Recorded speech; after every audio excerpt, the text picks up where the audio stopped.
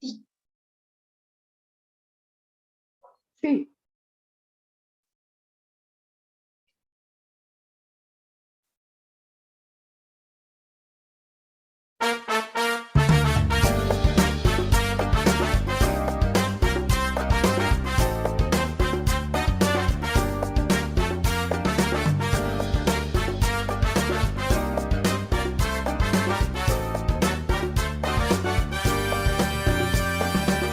En Argentina es así, cuando vos te separas, los abuelos a sus nietos no los vuelven a ver más.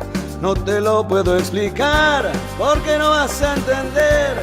En jugados de familia siempre te toca perder. Pero eso se terminó, porque ahora somos más. Los que estamos en la lucha no damos ni un paso atrás. Los abuelos a sus nietos no los vuelven a ver más. No te lo puedo explicar, porque no vas a entender. En jugados de familia siempre te toca perder. Pero eso se terminó, porque ahora somos más. Los que estamos en la lucha no damos ni un paso atrás. Los abuelos a sus... Muchachos, ya nos vamos a tratar de aprendernos este himno que nos lo prestó la ONG, primero la ONG Padres de Río Negro y Neuquén.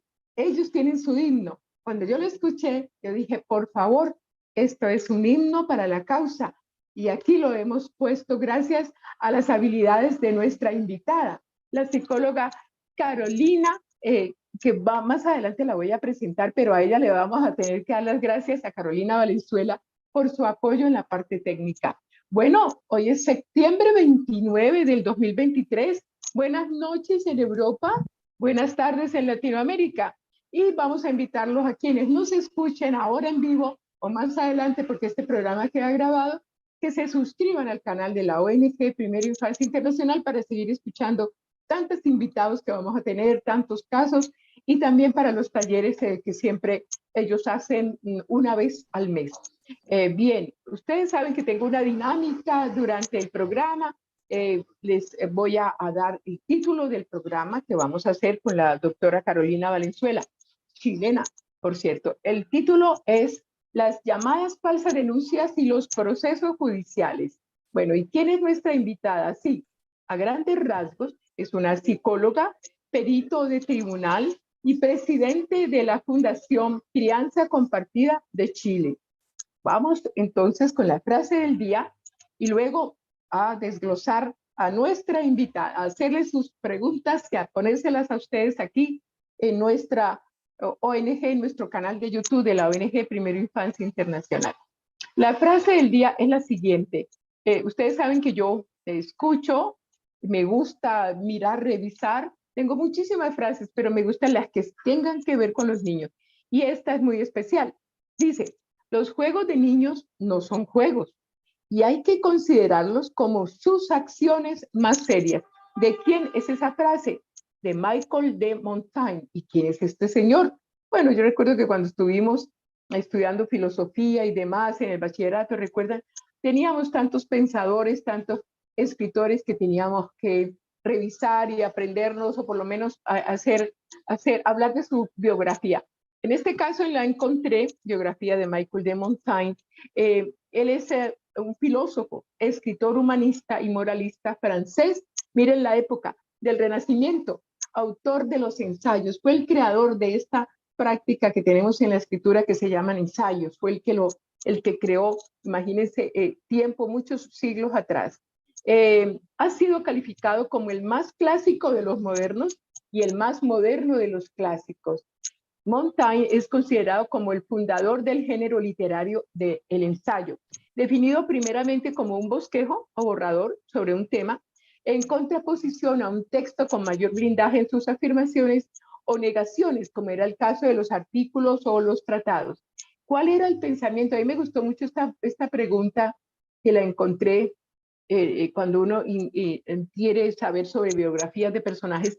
¿Cuál era el pensamiento de Michael de Montaigne? Montaigne descubre que el hombre ha olvidado, y en esta época, estamos hablando 3, 4 siglos atrás, ha olvidado su situación en el cosmos, al estimarse por encima de todas las demás cosas. La pretensión de Montaigne es la supresión de esa actitud presuntuosa. Imagínense cómo somos, cómo es la humanidad, ¿no?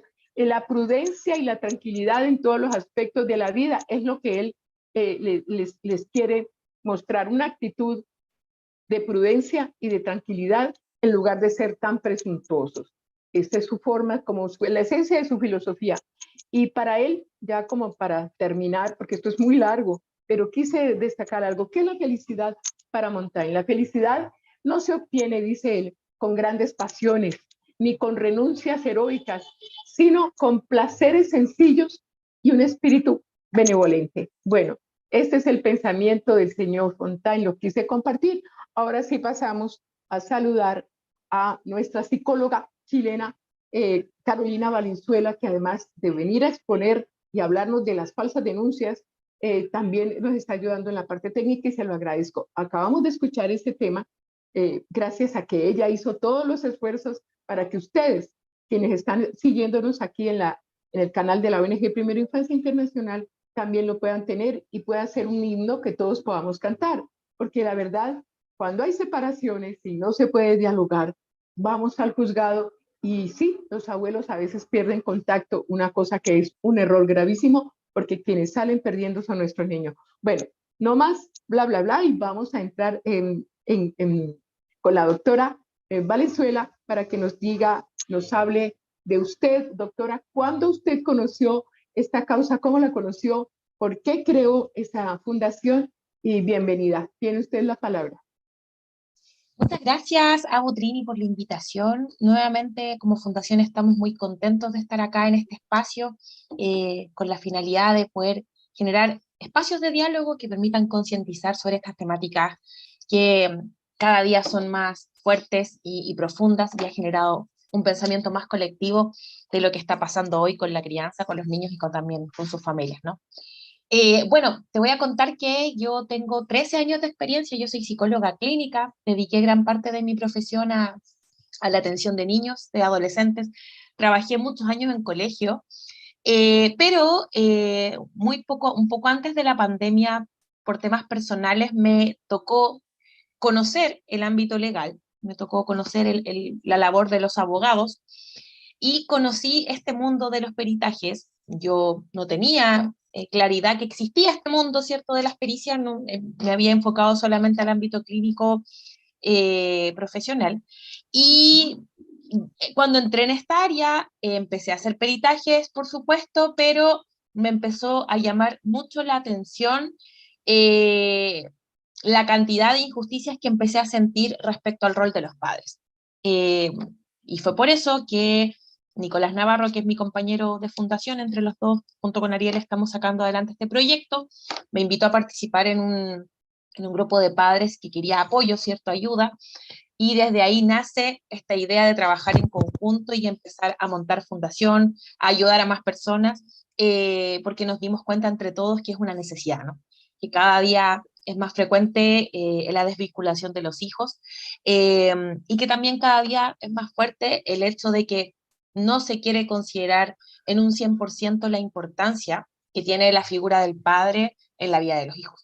En la vida de los hijos. Doctora, hay algo muy importante que yo quiero que por favor nos explique, porque habrá personas que son psicólogos y son psicólogos forenses y demás y pueden entender que es un peritaje, pero para la gente del común es bueno explicarle en qué consiste y además porque eso fue la causal de que usted observara las injusticias y se pusiera de nuestro lado y empezara en esta causa maravillosa. ¿Qué es un peritaje? Bueno, el peritaje es un instrumento de observación y de evaluación que se parece mucho a un informe clínico del ámbito de la psicología, ¿cierto? Pero que busca medir algunos elementos que son importantes en temas judiciales. ¿Ya? Habitualmente se ocupan en el área familia, en el ámbito penal, pero también en todas las aristas del ámbito legal se ocupan los peritajes, ámbito laboral, penal, familia, pero donde más se requieren es justamente en familia y en ámbito penal. ¿Para qué sirven? Justamente es un instrumento que permite evaluar la conducta de una persona considerando una serie de factores que nos van a permitir tener como un mayor entendimiento de la causa que se está llevando a cabo. Por ejemplo, en una causa de cuidado personal donde un padre o madre quiere pedir el cuidado de sus hijos, se ofrecen pruebas periciales para evaluar el rol parental. Es decir, cómo está ejecutando esa paternidad, esa madre o ese padre, si hay a nivel de personalidad algún trastorno de base que pueda, en el fondo, interferir con el buen desarrollo de la paternidad. También se evalúan los niños para saber cómo está su estado emocional, cómo es la calidad de vínculo entre el padre y el hijo, porque al menos nuestro Código Civil y también los códigos de diferentes países tienen muy bien evaluada la figura de la prueba pericial para poder tener una profundidad de lo que se está queriendo evaluar. Hoy en día las pruebas periciales pasan a ser un rol de mucha importancia para que el juez pueda tener mejores elementos cuando quiere decidir en una situación. Si es conveniente o no, por ejemplo, un cambio de cuidado, si es conveniente aumentar el régimen que un niño tiene con su madre o padre, si hay una situación de vulneración, a través de una pericia también podemos evaluar el nivel de daño que hay en ese niño, niña o adolescente. Entonces, la pericia es una sola, en cuanto a estructura, ¿cierto? Para que la gente que nos está viendo no se confunda, pero la forma de llevarla a cabo va a variar de lo que yo quiero medir. Si quiero medir agresividad, si quiero medir habilidades parentales, si quiero medir daño, por ejemplo, en casos de violencia intrafamiliar. Entonces, el instrumento es el mismo en cuanto a lo que tiene que tener como elementos, pero va cambiando en su metodología dependiendo de la causa judicial en la que yo lo voy a usar. Perfecto. Entonces, doctora, usted dijo que estando al frente de estas pericias, de este nuevo forma de ver las cosas, porque usted era psicóloga clínica y tenía pues ya otras formas de atender a sus pacientes. En este caso, usted vio injusticias y generalmente injusticias en contra de los hombres padres, como yo les llamo. Y esto fue lo que la llevó a conformar esta Fundación Crianza Compartida Chile para defender estos derechos de los padres, porque quisiera que usted nos contara de qué manera, cómo hizo usted para descubrir estas injusticias. Cuando la gente va y le habla a usted de su problemática, puede engañarla, puede decir mentiras. ¿Cómo fue usted descubriendo esto? Bueno, la verdad es que en este proceso de ser fundación, producto a lo que nosotros hacemos, que es, por supuesto, fomentar la corresponsabilidad parental en la crianza, nosotros no somos una fundación que acoge solo padres, nosotros acogemos familias, a nosotros nos interesa que se restablezca el bienestar superior de los niños cuando queremos realzar el significado de la familia, y justamente en esa temática se han acercado muchos varones, muchos padres, ¿cierto?, que en este sentido de querer tener una paternidad activa, se han visto bastante despreciados por el sistema judicial, no han querido ser escuchados sus razones para estar en la vida de los hijos, y es ahí donde nace el tema del día de hoy, porque es una de las prácticas que se ocupa justamente, como llamamos en Chile, para obstruir el vínculo filioparental, el vínculo entre un padre y un hijo, ¿ya? Yo lo que he podido ver es que existe una tendencia en el ámbito judicial a tener una postura más discriminatoria respecto al varón cuando quiere ejercer un rol parental activo. Incluso en algunos casos se tiende a tergiversar esa necesidad imperiosa de ser un padre activo y de estar, con incluso prácticas de violencia, diciendo que un padre que se involucra mucho es un padre que podría ser peligroso.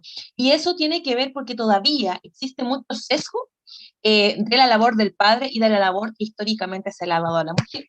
Es como que la madre es la que cuida, la que cría, la que protege, el padre es el que provee y tiene distancia afectiva, pero los nuevos tiempos nos están mostrando que eso no es así.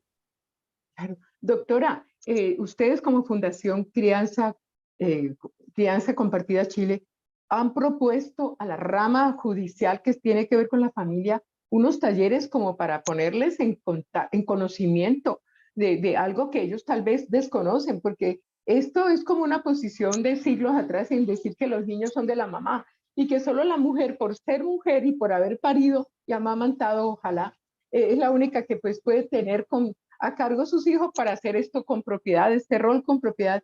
¿Ha habido alguna, de parte de su fundación, ha habido alguna una propuesta para la rama judicial en Chile con respecto a esto, capacitarlos? Mira, es una buena idea la que me acabas de dar, pero no lo hemos hecho todavía, pero sí hemos tratado de avanzar en el ámbito de poder presentar proyectos de ley que justamente traten de cambiar esta realidad. Nosotros hoy día Qué tenemos bueno, el proyecto de crianza compartida activo en el Congreso de Chile, qué bien. y también estamos tratando de poder, a través de una página que se llama change.org, de que pueda salir adelante en el futuro, por supuesto, un proyecto de ley de falsas denuncias. ¿Ya? ¿Y por qué hablo de falsas denuncias? Porque, como lo habíamos hablado antes, en este proceso de desvinculación de los hijos, existen muchas formas de generar la desvinculación. Desde la más sencilla, que es negarse a entregar al niño, colocar actividades justo en el día que el papá o la mamá tienen que dar cumplimiento al régimen, o hacer un cambio arbitrario de los días que corresponden poniendo actividades extraprogramáticas, que eso es muy frecuente. Otras situaciones más profundas, como un cambio arbitrario de domicilio, de que un progenitor respectivamente decidió tomar a su hijo, irse a otra ciudad, y hasta ahí nomás llegó ese contacto filial, ¿no? Esas son las prácticas como más comunes, pero ya cuando hablamos de un progenitor que es un obstructor de vínculo, y que genera justamente la desvinculación total de ese padre con ese hijo, entramos a prácticas más nefastas, y una de ellas es la denuncia falsa. La denuncia falsa es justamente una denuncia que carece de realidad y que se ocupa habitualmente en Chile, y también, como hemos visto en otros lives que se han hecho en Latinoamérica, está sucediendo de la misma forma. Se ocupa como una herramienta jurídica para poder, con esa denuncia en falso, dado que los procedimientos jurídicos están mostrando que en muchos casos, a través de la mera denuncia solamente, se están generando prohibiciones y resguardos de acercamiento del padre o la madre con el hijo. Entonces, esta herramienta se está utilizando como una vía más rápida de poder en corto tiempo cortar la vinculación. Entonces, Doctora, entonces, sí, podríamos entender que es agarrar el imaginario de un hecho falso y contarlo a la institucionalidad para darlo como verdad, y así de esa manera romper el vínculo filial, si sea con el papá o con la mamá, ¿verdad? Entonces, usted acabó de decir que tiene un proyecto de ley para penalizar las denuncias falsas. ¿Sería así un proyecto de ley para penalizarla?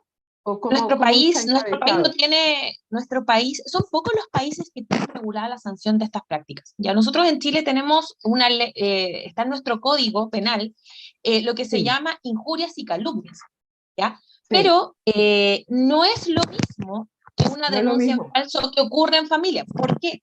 Porque la denuncia en falso que ocurre, por ejemplo, en el ámbito familiar de un tribunal, tiene un objetivo específico.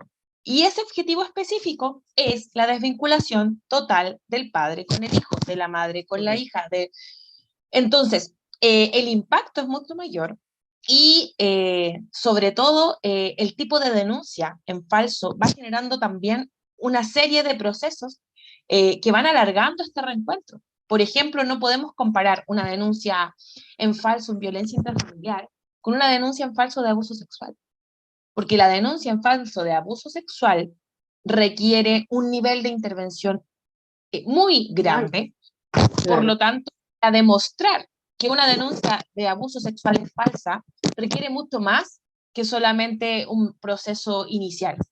Entonces, la denuncia en falso por abuso sexual tiende a tener procesos muy largos. Por lo tanto, ese vínculo no solamente se rompe, sino que se daña a tal nivel que al momento de generar el reencuentro es muy difícil poder Claro. reparar el daño que provoca esa denuncia. Porque en muchos casos, y es lamentable decirlo, pero como también tenemos la alienación parental, que va muy de la mano con la denuncia en falso, muchas veces cuando ya Sí, hemos logrado que un hijo quede totalmente alienado con el sí, rol del papá cuidador, lo que sí. vemos es que en esta lógica de querer crear un personaje en la mente del niño que no existe, eh, recordemos que somos seres humanos por repetición. Somos seres humanos que nos adaptamos a cualquier realidad, pero somos seres humanos que también nos acostumbramos a un patrón. Si a un niño le Ajá. dicen 20 días al mes, tu papá es malo, tu papá es malo, tu papá te pega, probablemente Oh, ese niño al día 20 va a sentir que esa persona existe y que es real. Entonces, correcto. no solamente dañamos la imagen del progenitor o la progenitora, sino que además, con una denuncia en falso, alargamos ese proceso para que no se vuelva a dar el vínculo en buenas condiciones. Correcto, entonces, a ver, son varias cosas, porque aquí tocamos alienación parental, que es un maltrato infantil.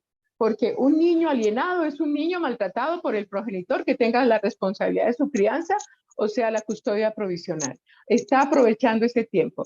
También estamos encontrando que unos hechos que vamos a falsear, que vamos a crear una falacia respecto a unos hechos para poder también con esta herramienta perversa lograr el romper el vínculo filial. Le preguntaba yo, este proyecto de ley, ustedes ya lo radicaron, está en el Congreso, ¿cómo va su transcurso? O sea, ¿cuántos debates? Porque aquí en Colombia, según lo que sea, hay a veces 7 debates en la Cámara, 5 debates con el Congreso, no con el Congreso, sino con los senadores, o sea, Cámara y Senado, tiene que debatirse en ambos. Allá, ¿cómo funciona y cómo está en este momento?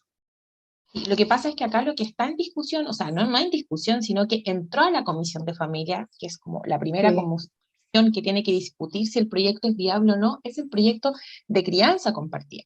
Lo que nosotros Sí. estamos haciendo en paralelo es a través de una Ah, página que busca que, a ver, ¿cómo lo podríamos llamar? Esta aplicación de change.org lo que hace es que la gente que desea que estos proyectos sean ley pueda dar su aporte, ¿cierto? su firma. Firma, y con eso Sí. podemos lograr avanzar a que sea ley, pero no hay una propuesta, no hay una redacción de proyecto de ley todavía de las falsas denuncias. O sea, es algo que nosotros sabemos que tiene que pasar, que debe regularse, que debe sancionarse, pero todavía no existe una sanción para este tipo de práctica, por lo tanto, cada vez está ocurriendo más. Bueno, entonces para que quede claro, tenemos un proyecto de ley para lograr la custodia compartida, la crianza compartida. Ese sí está radicado y están en la Comisión de Familia estudiándose de su viabilidad o no, o las ventajas o desventajas. Bien, bueno, y paralelamente ustedes abrieron una página en chart.org para que las personas que apoyen penalizar las falsas denuncias puedan ayudar su firma y luego dar el salto y arrancar con un texto, con un título, penalización de las falsas denuncias en Chile, y arrancar con otro proyecto de ley que empiece a estudiar la Comisión por Familia, ¿verdad? Entonces ya lo tengo claro. Es la idea de poder avanzar hacia allá, porque como te explicaba, nosotros que recibimos muchos papás y mamás víctimas de lo mismo, cada día son más las denuncias falsas. Sí. Y además, bueno, para la gente que nos está viendo, nosotros como país estamos viviendo una situación muy compleja en cuanto a los tribunales, porque en nuestro país se sacó un proyecto de ley de Registro Nacional de Deudores de Pensión de Alimentos, pero no solo eso, sino que nosotros antiguamente en nuestro país teníamos regulada la pensión de alimentos de manera anual, pero ahora se hizo un cambio a que fuera mensual y a través de la UTM, cambiamos de peso a UTM.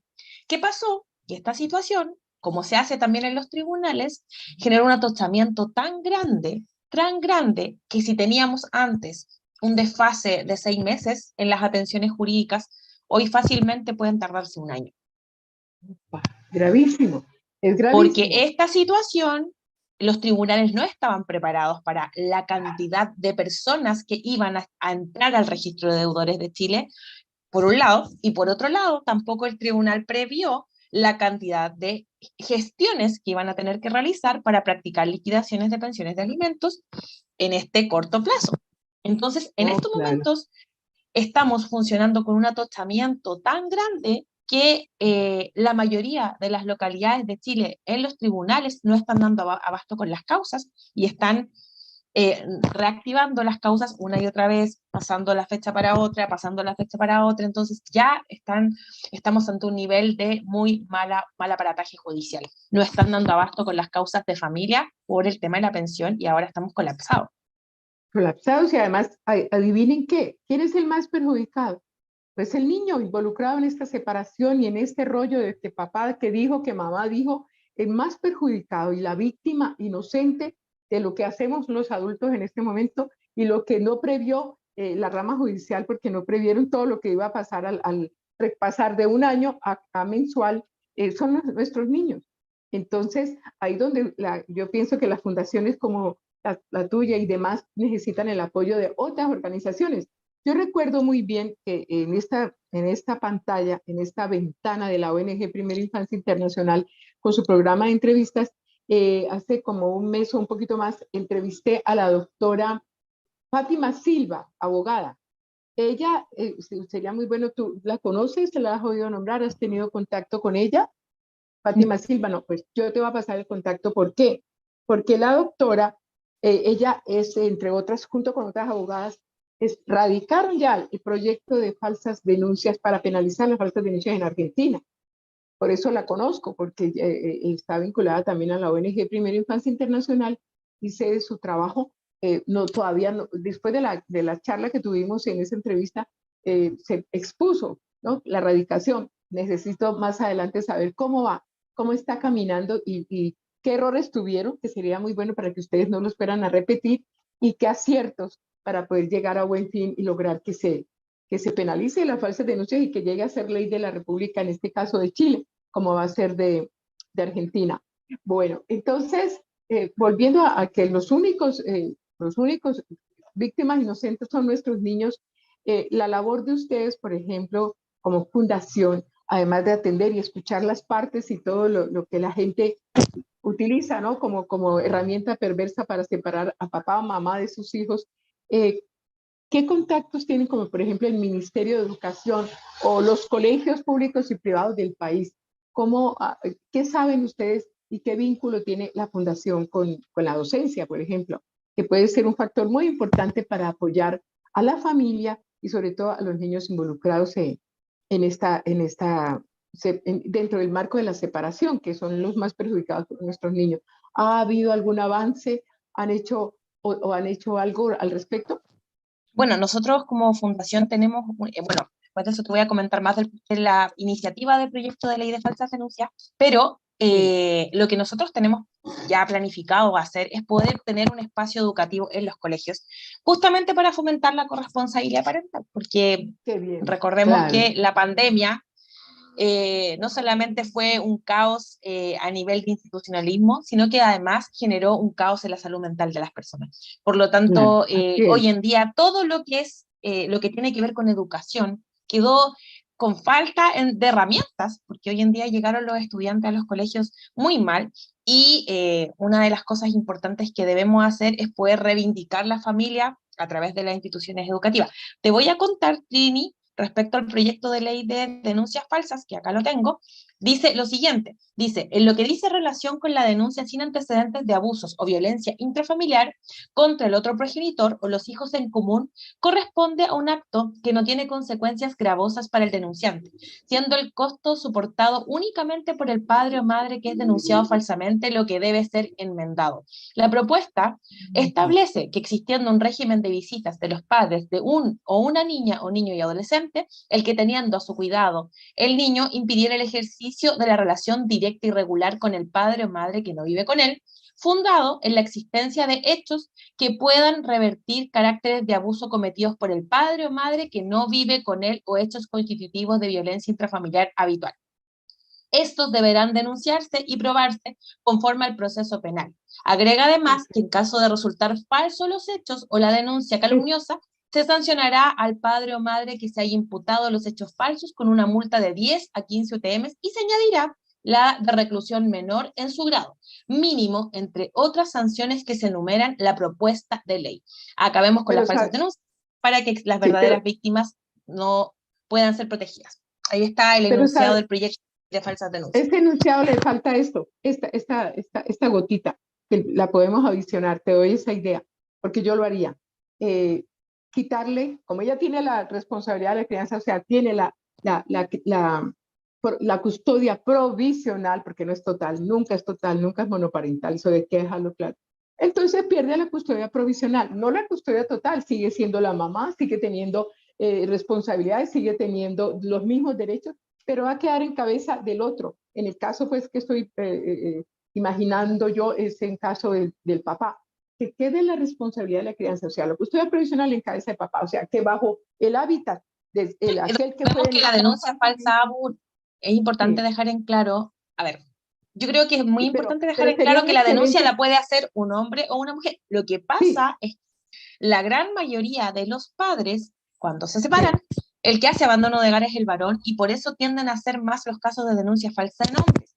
Pero al menos claro, en nuestro caso, también hemos sí. tenido experiencias de mujeres que les han Ah, arrebatado el sí, cuidado de sus hijos a través de una con denuncia falsas falsa. denuncias, con hechos Exactamente, es denunciados un fenómeno falsamente. que ocurre a Pero nivel familiar. sí, independientemente de quién sea, si se le comprueba que utilizó esta perversa herramienta para romper el vínculo filial, entonces debe perder la custodia provisional y que quede en cabeza del otro, aquel que fue indiciado falsamente, sí, que fue llevado a... Ese es un gran castigo, no solamente el monetario, no solamente la cárcel, no, usted por estos hechos pierde la custodia. Y eso es contundente para aquellas que tienen esto por costumbre o que lo están pensando, porque acuérdate, en las separaciones siempre hay unos personajes que son las amigas que aconsejan, haz esto porque fulanita lo hizo y mira el resultado que le dio. Y hay una cantidad de estrategias ¿no? que ellas utilizan, teniendo en cuenta que la ley se enmarca bajo el parámetro de que usted pierde la custodia que tenía ampliamente y que estaba,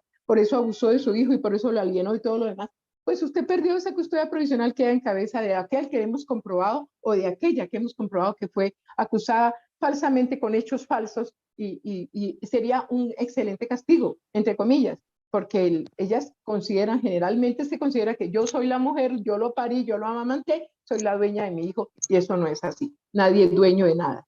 Bien, entonces, Fíjate, excelente. Sí, importantes sí, que yo he podido ver en el sistema judicial y que no solamente pasa acá, sino que en muchos otros países. sí, ¿Por qué no se identifica muy bien esto? Porque la mayoría de los países que están teniendo estas problemáticas, ¿qué está sucediendo? Los procedimientos se están cayendo en la evaluación. Hay evaluaciones totalmente deplorables que no cumplen con lo mínimo. ¿Y por qué digo que no cumplen con lo mínimo? Te voy a poner el ejemplo de Chile. En Chile tenemos un organismo, para que la gente que nos está viendo de otros países también comprenda. Cuando acá en Chile tenemos una causa en familia, tenemos un organismo que se llama DAM, se llama Diagnóstico Ambulatorio. Ese diagnóstico ambulatorio es el organismo público que evalúa a los padres y a las madres, ¿ya? Que están envueltos en una situación judicial. ¿Qué sucede? Que esas evaluaciones no tienen un factor fundamental. Fíjate tú que la mayoría de los estudios psicológicos de aquellos autores que han estudiado la alienación parental, por ejemplo, o la obstrucción de vínculo como tal, han mostrado que hay cuadros psiquiátricos que preponderan en el instructor de vínculo o en quien podría llegar a ser una denuncia falsa, como por ejemplo el trastorno narcisista de personalidad, como por ejemplo sí, un trastorno borderline, como por ejemplo una persona con una depresión mayor. Hay la literatura de psicología ha mostrado que hay perfiles psicológicos que pueden llevar a un progenitor a ser un obstructor de vínculo y por ende también entre sus herramientas para obstruir el vínculo podría también usar la denuncia en falso. Pero ¿qué sucede? Estos programas solo evalúan por encima y entregan allá. informes muy básicos que no están Eh, incluyendo la evaluación de personalidad. no Entonces ahí profundizan. se nos cae una herramienta fundamental, porque sin evaluación de personalidad no podemos saber si ese progenitor o progenitora tiene un trastorno de base que lo esté llevando a cometer estas prácticas. No significa que por eso no tenga sanción, pero nos va a permitir comprender, prevenir y rehabilitar con mejores herramientas Rehabilitar. que sin tener un diagnóstico. ¿Te ¿Qué fijas? profesionales, qué profesionales tienen que hacer esas evaluaciones del DAN?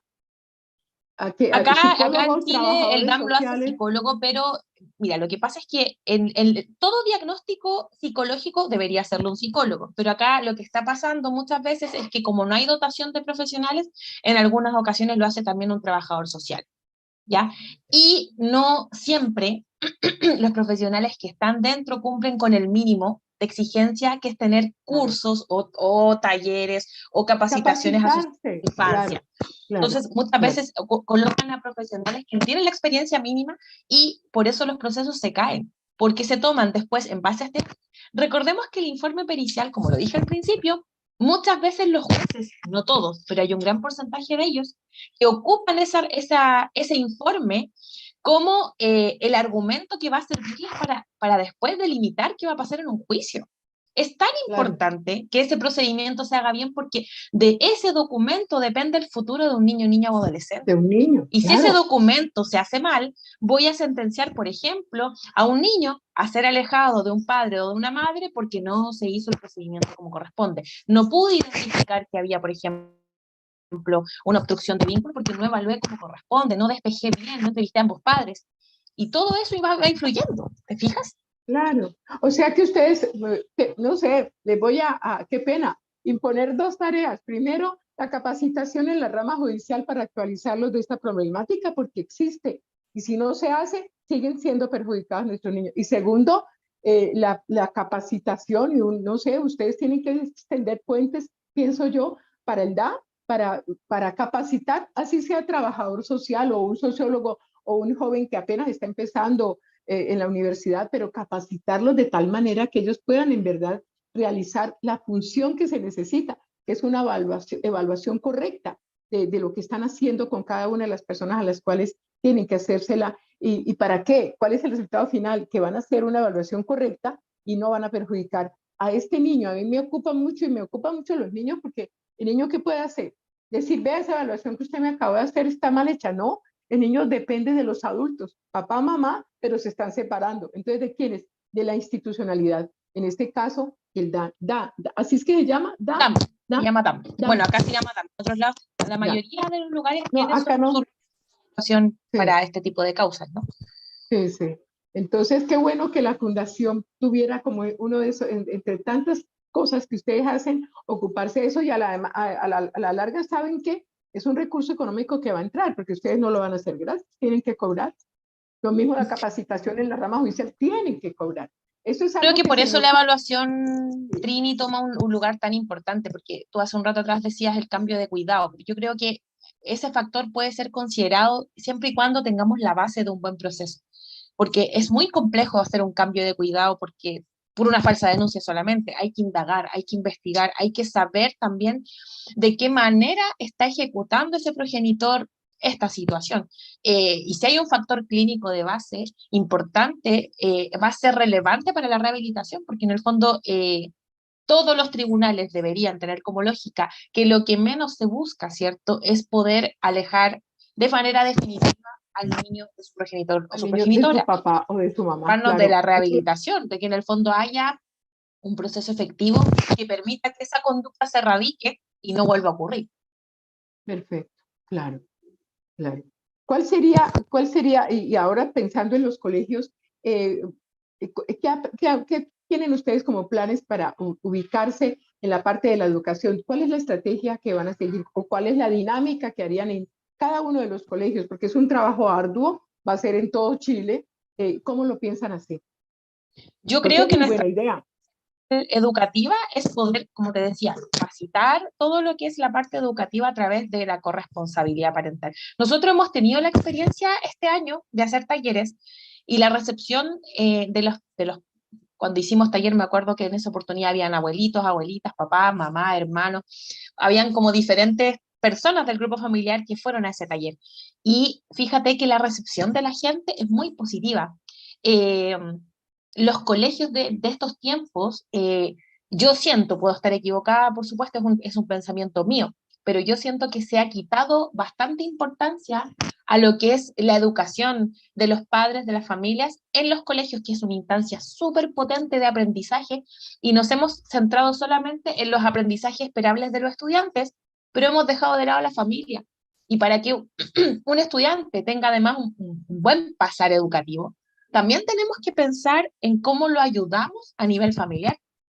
Claro, la familia es muy importante, es uno de los soportes y tal vez pues ubicarse en el área de lo académico. Sí, el niño necesita mucha información académica, necesita estructurarse, equilibrarse por la competitividad que hoy en día hay, pero la familia es lo que hace, es la parte humana y el colegio no se puede deshumanizar. Entonces es una muy buena labor. Estos talleres, pienso yo, porque yo voy hablando, te voy escuchando y voy pensando, al principio se pueden hacer en físico, pero como ya nos acostumbramos a lo virtual, y podemos, por ejemplo, yo participo a veces en Zooms en todo Colombia políticos, algo relacionado con la política, y veo que hay gente de todas partes del país y ahí está, 1 hora.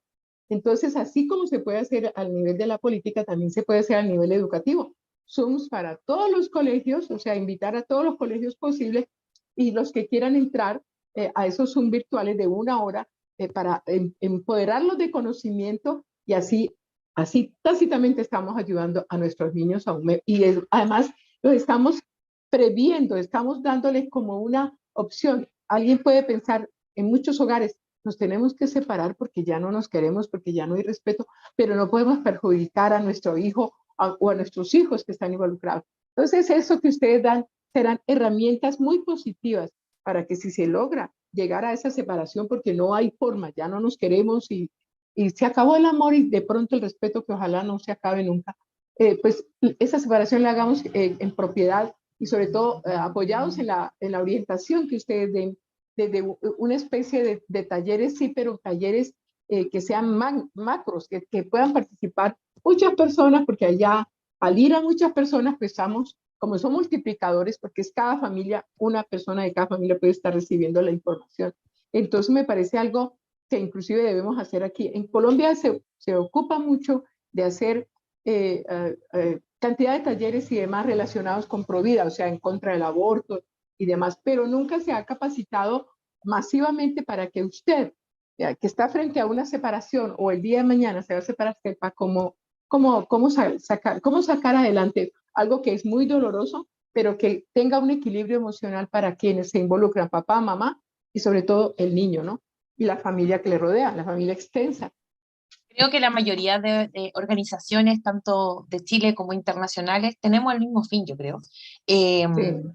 Tenemos la convicción que esta realidad que estamos viviendo de exceso de judicialización, porque en todos los países con los que hemos interactuado, España, Argentina, México, están saturados en esta misma situación, tribunales de familia, tribunales penal. Yo creo que si efectivamente las familias tuvieran esas herramientas, por supuesto que podríamos mejorar que las separaciones dejaran de ser tortuosas, dejaran de ser tan conflictivas, porque en el fondo lo que le falta a esto es educación, es tener posibilidades de tener otras herramientas que no sea judicialización.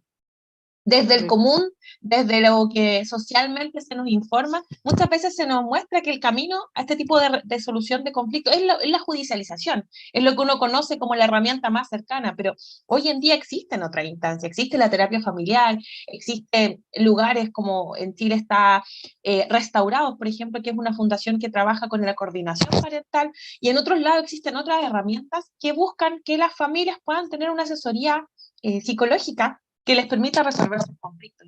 Nosotros, al menos como fundación, siempre vamos en la línea de que las cosas se pueden resolver, esperamos que en el futuro puedan estar menos judicializadas los casos y las familias puedan tener otra forma de resolver sus conflictos para que así, efectivamente, pensemos en el bienestar superior de los niños, que al final son los que quedan despojados al medio de este conflicto parental adulto en el que pareciera ser que cada vez es menos considerado y está siendo vulnerado en un derecho que es fundamental, que es tener familia, que es tener opinión, que es ser protegido, sentirse protegido y sentir que el lugar donde se desenvuelve, efectivamente su bienestar está siendo prioridad. Yo creo que es una misión que tenemos muy importante de todas las organizaciones que somos organizaciones pro infancia, el poder buscar en conjunto estrategias que permitan que las familias tengan otra forma más saludable de resolver sus conflictos y que el tribunal sea solamente un lugar para aquellas situaciones que en verdad ya ocupaste el A, el B, el C, el D y el F, no te dio resultado, ok, ocupémoslo, pero que sea el último eslabón de La última resolución de opción. la última Sí. opción, porque fíjate que hoy es la primero o segunda, entonces que sea Pero la última opción inmediatamente, las exacto. causas. Además se descongestionan las cortes, se descongestionan y se le da la oportunidad, mira, algo muy grande como es el psicólogo especializado en familia. Ahora que estabas hablando tú, inmediatamente a mí me vino algo a la mente y es un error que cometí en mi vida. ¿Por qué? Porque hace 20 años me separé de un hombre muy bueno. Y si hubiésemos tenido terapia de familia, había entendido yo los cambios de la personalidad que él tuvo Y yo había descubierto que soy intolerante, porque soy intolerante, soy muy rígida o psicorrígida, soy muy estricta. Y eso no es bueno, pero jamás pensé, y con el paso de los años lo observo y lo veo, porque a veces sé por mis hijos de él, a veces hemos tenido buenas relaciones, a veces no, nos distanciamos. Un buen hombre, un hombre tierno. ¿Y qué pasó? No hubo asesoría. No se me ocurrió en ese tiempo, lógico, no estaba en la causa. Si hubiese estado en la causa, yo había pedido un SOS a cualquier psicólogo especializado en familia para que me ayudara y me diera herramientas para aprender a ser tolerante, que no lo soy, aún no lo soy, y aprender a entenderlo a él, que le cambió su personalidad, él se volvió neurótico.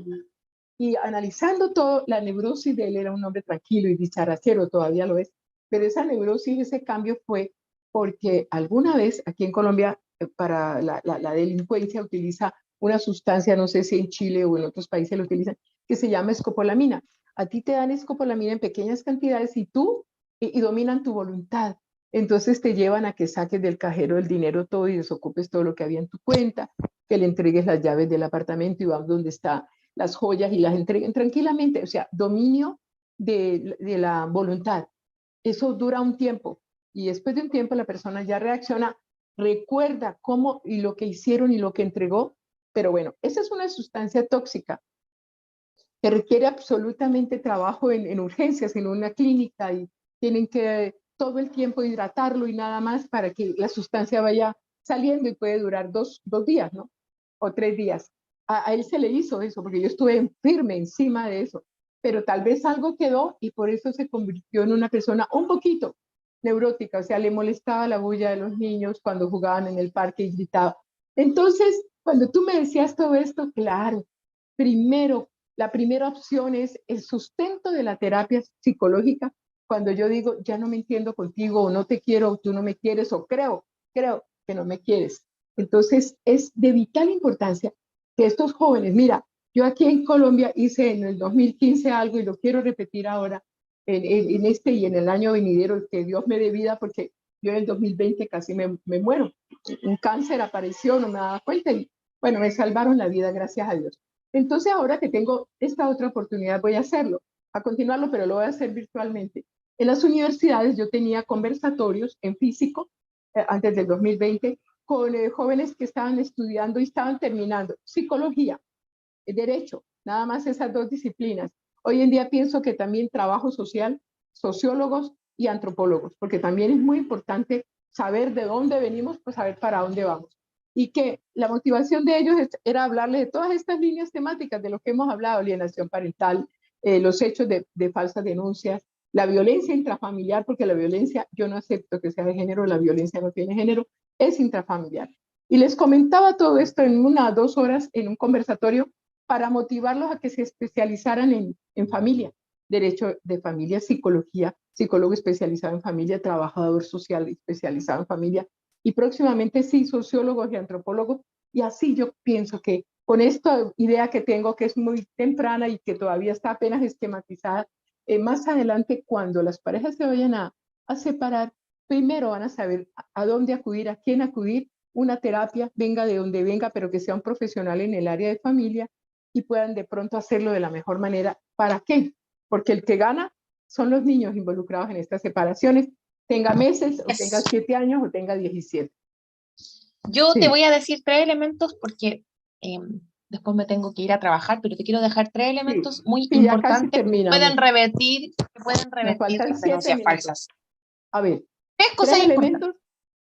3 elementos importantes que pueden evitar una falsa denuncia, para que la gente tome nota en su casa. A ver, Primero, qué bien. Primero, ya lo dijimos, la reparación familiar guiada. Y antes de eso, la reparación personal. Yo ayer lo comentaba, también estuvimos con la doctora María Alejandra de Colombia también, hablando de la importancia de reparar nuestra historia. Cuando no reparamos nuestra historia vital familiar, vamos repercutiendo patrones. Por lo tanto, el primer eslabón que tenemos que hacer es poder reparar nuestra historia personal. Nuestra historia personal. Perfecto. Sabemos que no sé, no podría hablar de estadísticas, porque no sé si hay estudios de eso, pero yo que soy psicóloga hace más de 10 años y he tenido adultos, porque lo que más he tenido el último tiempo en clínicas adultos, yo diría que todos los adultos tenemos traumas de infancia, de nuestra Exacto. relación con la mamá, de nuestra relación con papá. Entonces, lo primero que tenemos que hacer es resolver ese conflicto familiar, personal, de esa herida que digo Personal. yo, la herida de infancia que nos persigue en la adultez y que no nos permite tener relaciones saludables. Así es. Segundo, proceso donde estoy viendo que mi matrimonio, mi relación de pareja está crítica, ya lo dijimos, la búsqueda de ayuda. Hoy en día existen muchos espacios terapéuticos que atienden a las Correcto. familias.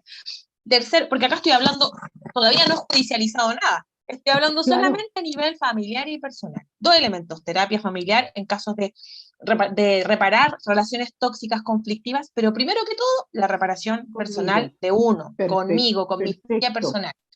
Y si nos Sí. vamos al ámbito judicial, por supuesto que los procedimientos deben garantizar que se haga una buena evaluación a las partes, un buen procedimiento investigativo, ¿cierto? Porque hoy en día las denuncias falsas, sobre todo en Chile, en el ámbito de la denuncia falsa de violencia intrafamiliar, solamente se están procediendo con el mero relato. Y ojo, hay algo que yo hace muy poco me di cuenta, no me había dado cuenta que no me había tocado hacerlo. Nosotros por la pandemia, y que probablemente en otros países también lo implementaron porque no podíamos salir de nuestra casa, abrieron una ventanita que podría ser un elemento para que sea más fácil una denuncia falsa, porque en el fondo lo que hacen es que te permiten ingresar la denuncia por el portal judicial de manera online, y además te citan. Te voy a poner un ejemplo. Una persona quiere denunciar vulneración de derechos.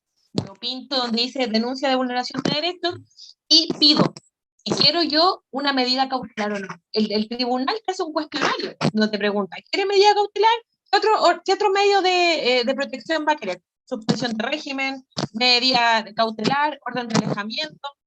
Y muchos Claro. casos se realizan esas medidas de protección sin interiorizarse bien de la denuncia que se está haciendo. Entonces, Impresionante. ahí La es donde estamos injusticia. cayendo, porque con Claro. el mero relato de una situación de denuncia, ¿cierto? Pido medidas cautelares sin tener un procedimiento de investigación como corresponde. Claro. Y esto Gravísimo. es una brecha para poder fomentar, ¿cierto? Incluso que las personas hagan estas prácticas. Entonces, no puede ser que el procedimiento judicial sea tan liviano de una situación que puede cambiar la vida de un niño, o de una niña, o de una familia. Entonces, el procedimiento judicial tiene que ser más riguroso, los profesionales tienen que tener expertise, los en Chile sobre todo tienen que incluir evaluación de personalidad, porque yo que lo he hecho, te puedo decir que he tenido casos de alienación parental donde he podido demostrarle al tribunal que el progenitor, por ejemplo, tenía un trastorno de personalidad narcisista.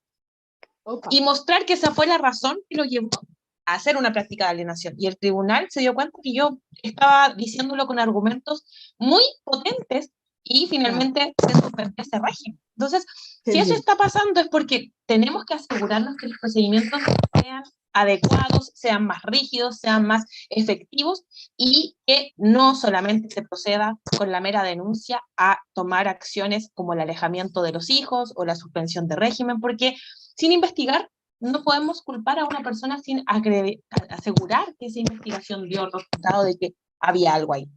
La presunción de inocencia no se puede dejar de estimar. Eso está en nuestro código. La presunción de inocencia nadie la puede perder y debemos probar lo contrario. Y para eso es contrario. Perfecto. Ya para terminar, porque nos falta 2 minutos, vamos a dejar 1 minuto para ti y el minuto para cerrar con el himno otra vez, este himno de la causa que nos prestó la ONG Padres de Río Negro y Neuquén. Entonces, ¿cuál es la respuesta cuando tú expones esta situación en los tribunales? ¿Cuál es la respuesta en el caso del juez, los diferentes jueces? ¿Qué observas en cuanto a lo que ha expuesto por ti en algunos casos? ¿Cuál sería la respuesta de la rama judicial, pero aunque sea en algunos jueces? ¿Cómo es la actitud de ellos?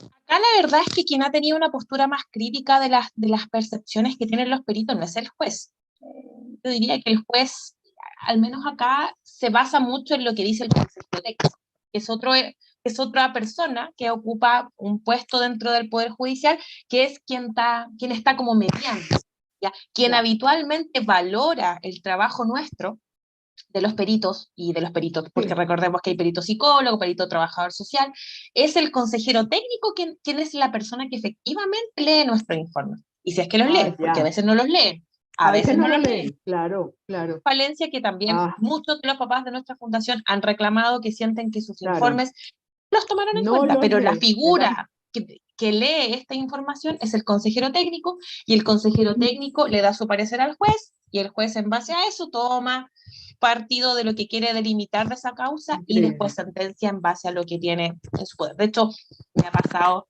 esto es una incidencia, esto me ha pasado que he llegado a Entonces, causas donde los jueces no tienen idea de lo que yo les estoy hablando porque ni siquiera qué les comentaron barbaridad, el informe. qué barbaridad. O sea que hay una falencia gravísima y hay una fisura en el área de la rama judicial cuando el juez, lógico que no pueden leer todos los casos, eso es entendible. Tiene sus auxiliares, aquí le llamamos auxiliares, este es técnico, pero tiene que creer en él y el técnico tiene que tener ética profesional de que Y lo el lee y técnico, exacto, exacto. claro, Si todas las exacto, bueno, personas que están en el Poder Judicial hicieran su trabajo como sí, corresponde, no sí. estaríamos hablando. Sí, son las 3 de la tarde, terminamos. Te agradezco el haber participado esta hora, el habernos dado todo tu conocimiento, todas tus opiniones tan valiosas. Muchas gracias en nombre de la ONG Primero Infancia Internacional. Y terminemos ya con ese himno que nos regaló para toda la causa en Latinoamérica y Europa, la ONG Padres de Río Negro y Neuquén, que me parece maravilloso. Tenemos que seguir en la lucha y recuperar la verdad y la justicia en todos los casos. Muchas gracias, doctora Un Carolina abrazo para Valenzuela. toda Latinoamérica que nos está viendo. Yo también me despido. Gracias por la invitación y también te dejo a ti, a todos, con este himno que tú pediste que se colocara. Así que vamos para Gracias. allá. Bye. Gracias.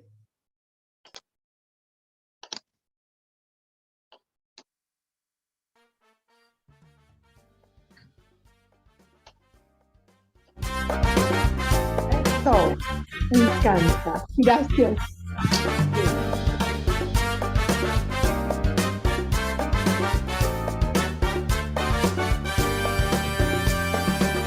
En Argentina es así, cuando vos te separas, los abuelos a sus nietos no los vuelven a ver más. No te lo puedo explicar, porque no vas a entender. En jugados de familia siempre te toca perder. Pero eso se terminó, porque ahora somos más. Los que estamos en la lucha no damos ni un paso atrás. Juzgados, pónganse ahora mismo a trabajar. Ya armamos la protesta. Los padres no aguantan más. Y juntos, esta vez queremos verlos ya. A cada uno de nuestros hijos sonriendo otra vez.